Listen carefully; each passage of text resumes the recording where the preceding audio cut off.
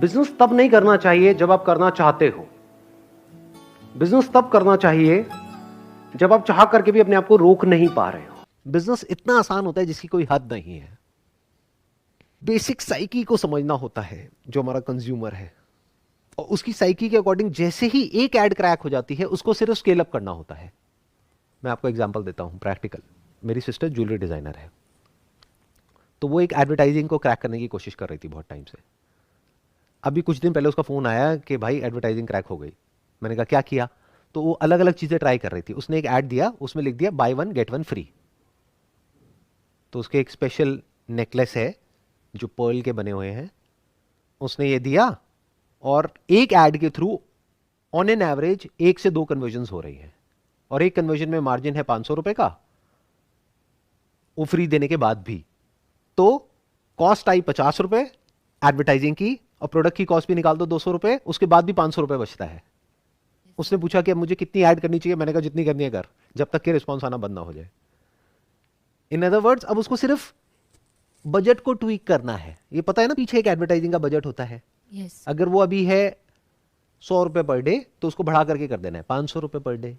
500 रुपए अगर जाएगा तो 5000 वापस भी तो आएगा एक दिन का। फिर जब और रिस्पॉन्स आने लगे तो 1000 रुपए पर डे कर दो, फिर 2000 कर दो, फिर 20000 कर दो, फिर 50000 कर दो। ऑनलाइन एडवर्टाइजिंग का यही फायदा है, it is direct marketing, it is not branding. So क्या होता था मेरे टाइम में, डायरेक्ट मार्केटिंग का कोई ऑप्शन नहीं था, या थे भी तो बहुत कम थे। एक होती है डायरेक्ट मार्केटिंग, एक होती है ब्रांडिंग। जैसे न्यूज़पेपर्स में जो करते हैं, टेलीविजन में जो करते हैं, वो ब्रांडिंग होती है। उसके लिए अरबों खरबों रुपया चाहिए होता है। पर डायरेक्ट मार्केटिंग का मतलब क्या है? गूगल, फेसबुक, इंस्टाग्राम, इस सब पे जो होता है उसको डायरेक्ट मार्केटिंग बोलते हैं। उसकी खास बात क्या है कि वो अपना पैसा खुद निकालती है ऐड, तभी ये कंपनी चल रही है। सोचो, अगर आपने ऐड दी किसी भी इस प्लेटफॉर्म पर, आप ब्रांडिंग के लिए तो नहीं दे रहे। ब्रांडिंग के लिए तो आप टेलीविजन में जाओगे ना, क्योंकि इंपैक्ट तो वहां आएगा। न्यूज़पेपर में जाओगे, ट्रस्ट वहां आएगा। ट्रस्ट और इंपैक्ट वहां है। तो लोग ऑनलाइन में क्यों आते हैं? रिस्पॉन्स के लिए, क्योंकि रिस्पॉन्स को मेजर किया जा सकता है। तो अगर आपने पैसा लगाया और आपने पैसा कमाया जितना आपने ऐड में लगाया, तभी आप दोबारा लगाओगे। तो आपको क्या लग रहा है इन कंपनीज की रेवेन्यूज इतनी कहां से आ रही है? सिर्फ उनकी वैल्यूएशन ज्यादा नहीं है, उनकी रेवेन्यूज भी बहुत ज्यादा हैं। मतलब उनकी रेवेन्यू एक साल की अगर रुपए में बात करी जाए तो 1 लाख करोड़ से भी ज्यादा की रेवेन्यू है एक एक कंपनी की। ये कहां से आ रही है? ये 1 लाख करोड़ रुपए उनको कौन दे रहा है? क्यों दे रहा है? आपके जैसे लोग ही तो हैं। वो 1 लाख करोड़ इसलिए दे रहे हैं क्योंकि वो 1 लाख करोड़ इनको दे करके आगे 10 लाख करोड़ कमा रहे हैं। आया समझ में? तो यस आज की डेट में बिजनेस करना इतना आसान है जिसकी कोई हद नहीं है। बस क्रैक होने की देर है। क्रैक का मतलब क्या है? आपने 50 रुपए ऐड में लगाया, अगर 50 लगा करके आपने 100 भी कमा लिया या 200 भी कमा लिया, और उसको रिपीट कर रहे हैं और वो बार बार कमा पा रहे हैं, ये नहीं कि 1-2 बार तो कमा लिया लेकिन बार बार नहीं कमा पा रहे, मतलब अगले 1 महीने तक, 2 महीने तक, 3 महीने तक ये चलता ही चला जा रहा है, तो समझ जाओ आपने कुछ बहुत बड़ा क्रैक कर लिया लाइफ में। अब यहां से जो होगा उसको पैसिव इनकम बोलते हैं। अब आपको कुछ नहीं करना, गोवा जाकर के बैठ जाना है, बाकी की आपकी टीम हैंडल करेगी। क्लियर हुआ स्मार्ट वर्क क्या होता है? यस। आज के टाइम में इतना आसान हो गया है सब कुछ जिसकी कोई हद नहीं है। और सर एक और चीज़ इसमें ना, एक चीज़ और बीच में आती है, I don't know why, self image आ जाती है कि लाइक पता नहीं कह सकते कि मैं कैसे करूँगी, लाइक यू नो खुद हाँ, को तो ही अगर डाउन इस कर इमेज को देते हैं। तोड़ना है तो उसका एक तरीका है कि जो विमेन एंटरप्रेन्योर्स हैं इंडिया में, मान लो टॉप 100 विमेन एंटरप्रेन्योर्स हैं, उनकी स्टोरीज हैं ऑनलाइन, जा करके पढ़ो। आपसे भी बहुत नीचे वाले बैकग्राउंड से वो लोग निकली हैं और आज पता नहीं क्या क्या कर रही हैं। तो वो कर सकते हैं तो आप क्यों नहीं कर सकती? सर बिजनेस में कंसिस्टेंसी कैसे आती है? बिजनेस में कंसिस्टेंसी नाम की कोई चीज़ नहीं है। ग्रोथ है, कंसिस्टेंसी नहीं है। कंसिस्टेंसी सैलरी में होती है, जॉब में होती है, क्योंकि वहां पे आपको श्योरिटी है कि मुझे महीने के एंड में इतना पैसा तो आएगा ही आएगा। बिजनेस में ज़्यादा भी हो सकता है, कम भी हो सकता है, ख़त्म भी हो सकता है। जैसे बहुत लोग हैं वो फेसबुक एडवर्टाइजिंग करते हैं, इंडिया में है लेकिन यूएस में टारगेटिंग करते हैं, तो उनकी एड्स ब्लॉक हो जाती है, बहुत बार एड्स बैन हो जाती है।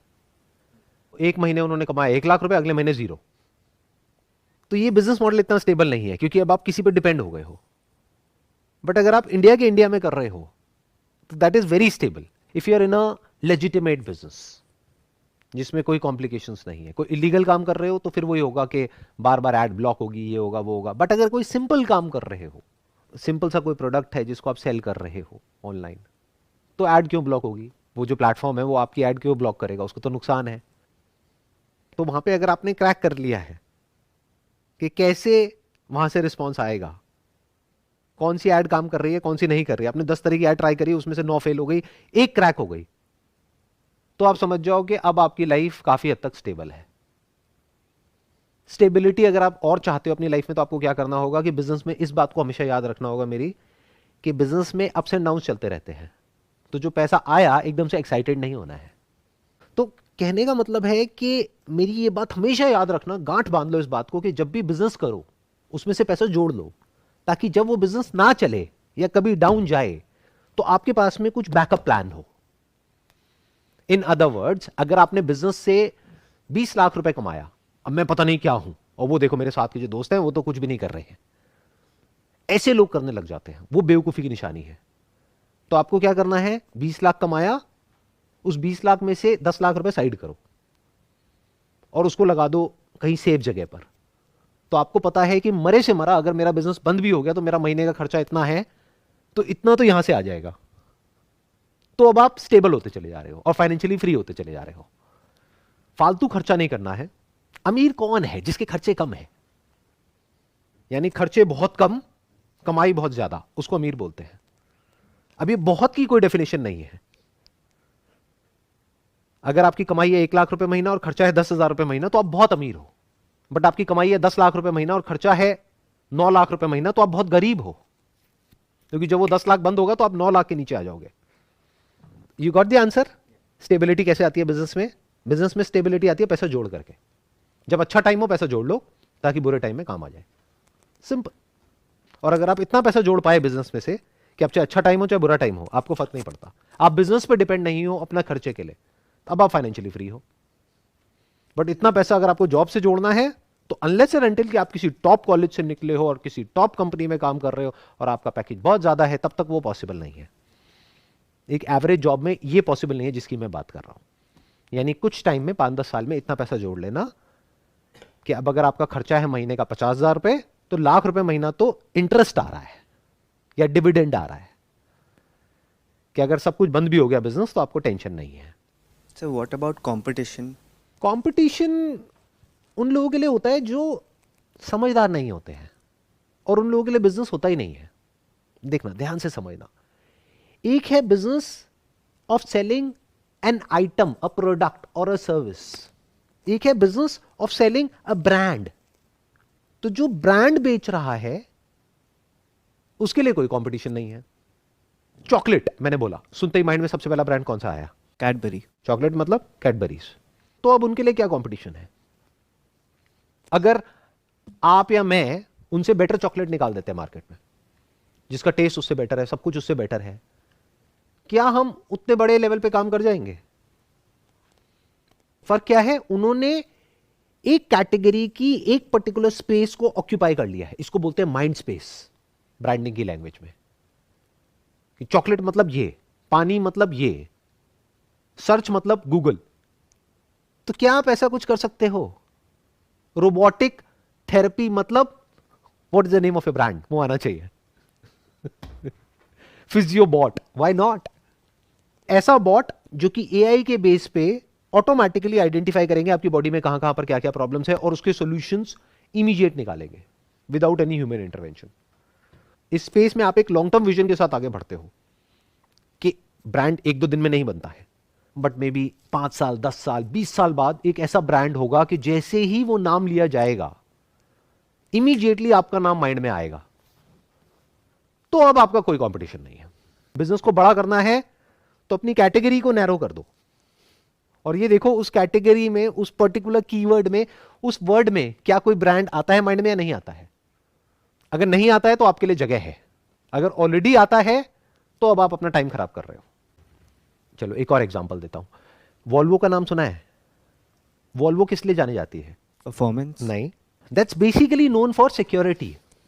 उन्होंने अपने आप को जो पोजीशन किया था ना वॉल्वो एज अ ब्रांड, कि सबसे सेफ गाड़ी है हमारी, कि अगर आप इसमें रहोगे तो आप और आपकी फैमिली बिल्कुल सेफ रहेगी।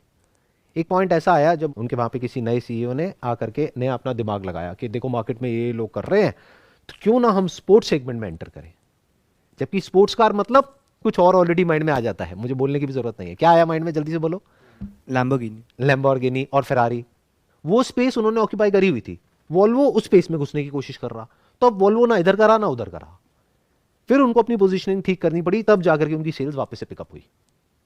तो पहले ये समझना होता है कि आपकी स्ट्रेंथ क्या है, कौन सा स्पेस आपने ऑक्यूपाई किया हुआ है, फिर उस पर स्टिक रहना होता है तब तक जब तक कि पूरी तरह से वो गड़ नहीं जाता है लोगों के दिमाग में।